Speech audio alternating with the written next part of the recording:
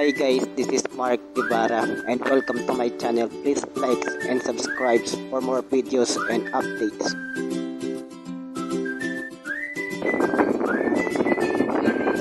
Tayo po ay nakasakay na po sa bus papuntang Maynila. Napunta po tayo sa Intramuros para gawin po natin yung next content natin guys. Abangan nyo guys.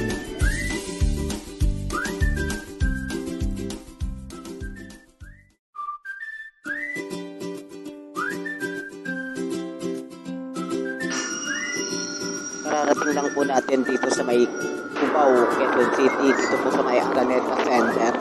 At napunta po tayong Maynila. Nasakay po tayo sa may unahan po ng Farmers Cubao. Nasakuyan po tayo papunta doon guys. Maaga po tayo dumating ng Cubao guys kasi nakalis tayo doon ng 7:30 ng gabi. At makarating po tayo dito sa Maynila. Pasado na po ng alas 4 ng madaling araw guys. Hi guys, good morning. At nandito po tayo sa tapat ng Manila City Hall. Dito po tayo mag-uumpisa sa paglalakad-lakad po natin sa Intramuros. Let's go!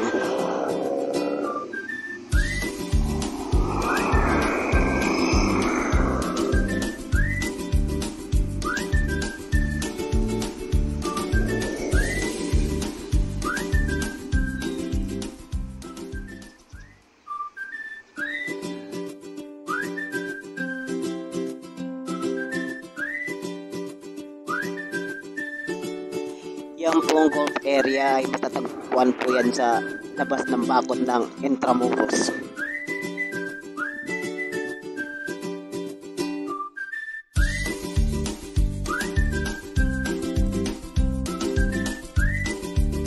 Nandito na tayo guys sa bungad ng Intramuros. Pasok na po tayo guys. Let's go! Dito po guys sa loob ng Intramuros matatagpuan ang mga sikat na universities dito sa Maynila. Ang ilang university gaya po ng Lyceum University, Mapua at marami pa.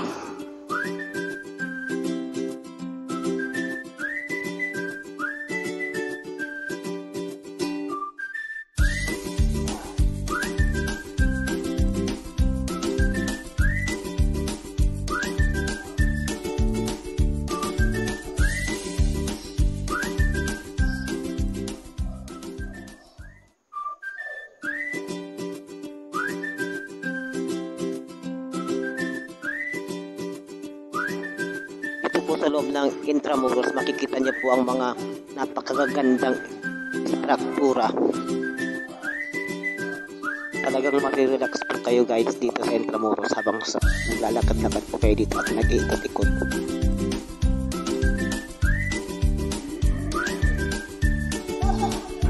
Napakasarap pong mamasyal dito sa loob ng Intramuros guys, lalo po pag linggo. Sapagkat napakatahimik po at napakalinis ng lugar. Kung tinatamad po kayo maglakad, pwede naman po kayong sumakay sa kalesa. Doon po sa tapat ng simbahan ng Manila Cathedral. Doon po nakaparking ang mga kalesa. Meron naman po nag-iikot-ikot kung makita nyo sa daanan.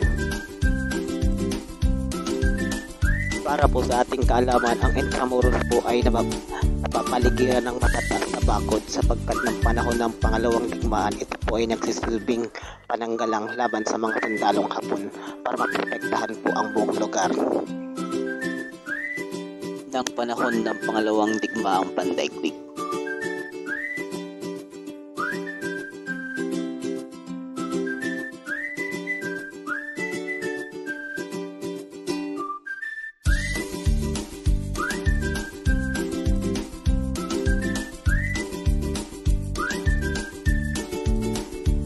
Sa labas po ng bakod ng Intramuros matatagpuan po ang golf area.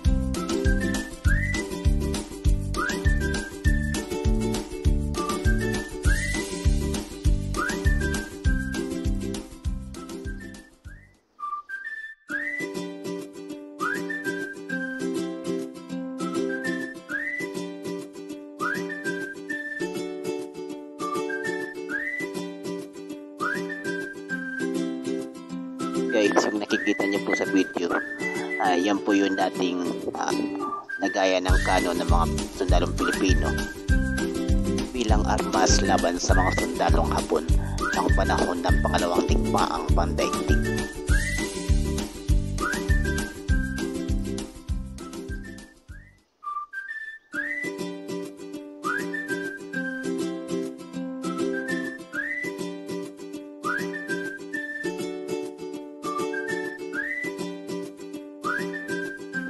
Ulitin po natin guys, ang Intramuros po ay napapaligiran ng matataas na bakod sapagkat ng panahon ng pangalawang digmaan ito po ay nagsisilbing pananggalang laban sa mga Hapon upang maprotektahan ang buong lugar sa pananakop ng mga sundalong Hapon noong panahon ng pangalawang digmaang pandaigdig.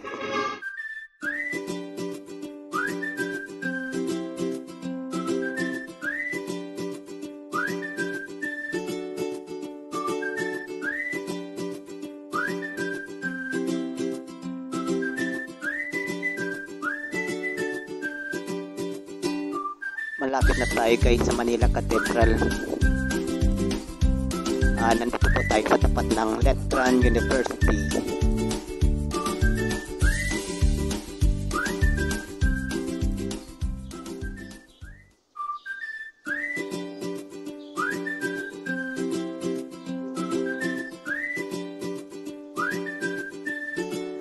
Yan po ang Bureau of Immigration sa labas ng Intramuros.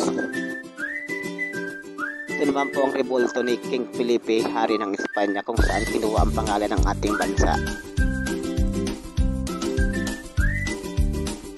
Guys, papunta po tayo ngayon sa bagong gawang tulay na nagdudugtong po sa Binondo at Intramuros. Kung manggagaling po kayo sa Binondo po at pupunta po kayo sa Intramuros, dito po kayo dadaan guys. Hindi po tayo pupunta sa Binondo, titingnan lang po natin yung bagong gawang tulay na nagdudugtong sa dalawang lugar ng Binondo at Intramuros.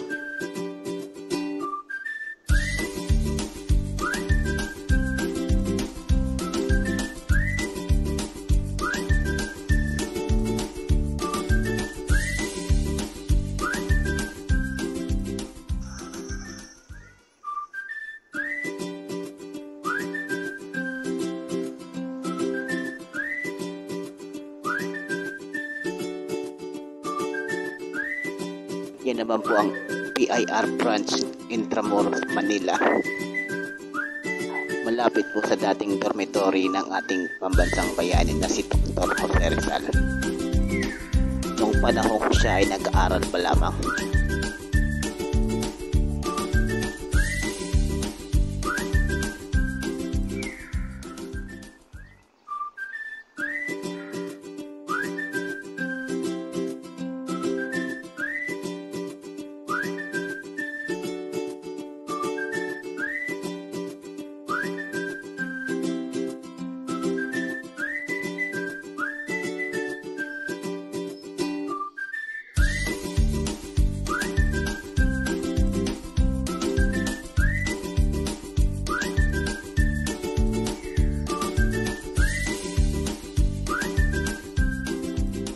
Yung dating dormitory na tinutuluyan ng ating pambansang bayani na si Dr. Jose Rizal ang panahong siya ay nag-aaral pa lamang.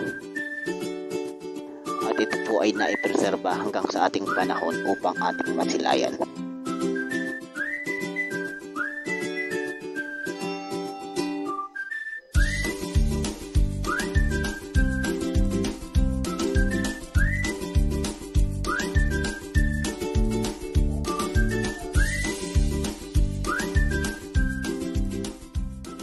Konting kalaman lang guys, ang Manila Cathedral ay 65 taon na po simula nang maitatag ito noong 1958.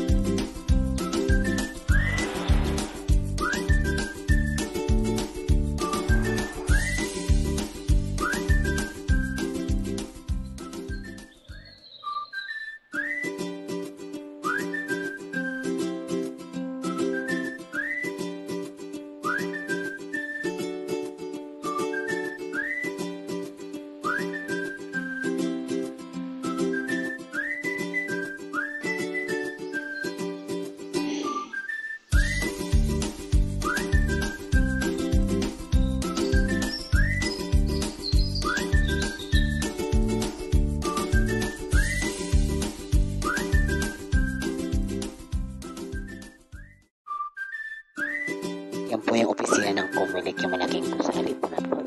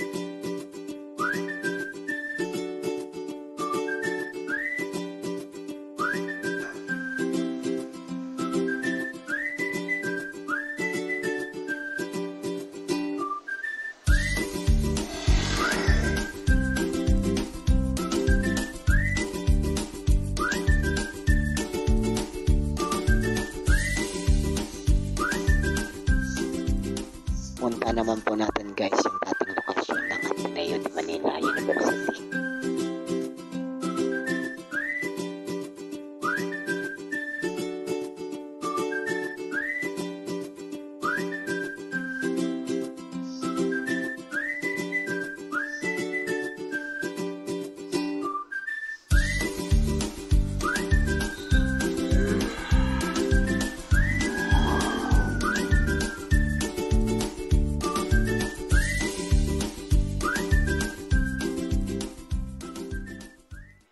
Dito po yung former site ng Ateneo de Manila University.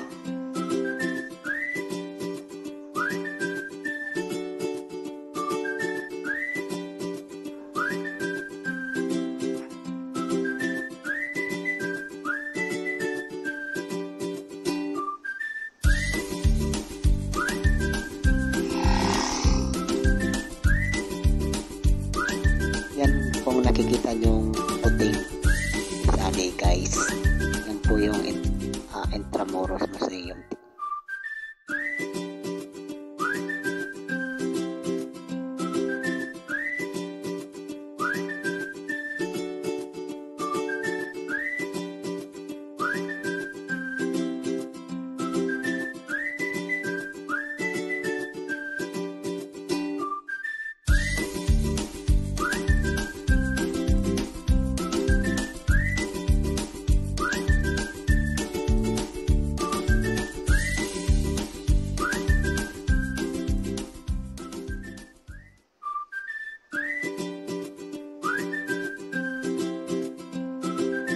Yan po yung dating simbahan na nakipapo ng panahon ng gera ng World War II.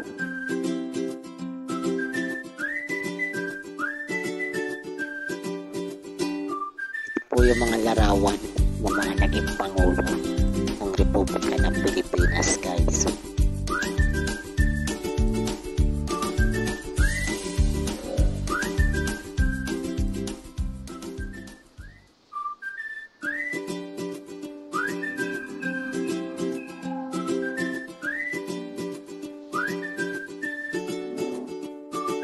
Ito po yung former site ng dating simbahan na nakipapo ng panahon ng pangalawang digmaan.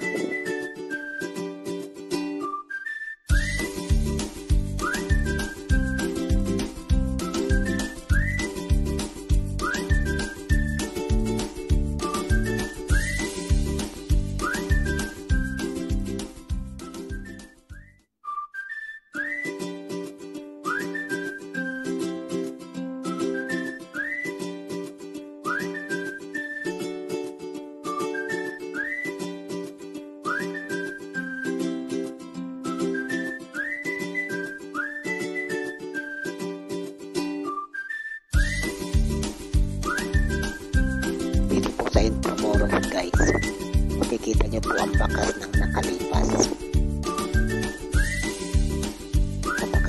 Napakasarap po dito mag-jogging guys, lalo po pag linggo. Sobrang napakatahimik at napakalinis po ng lugar.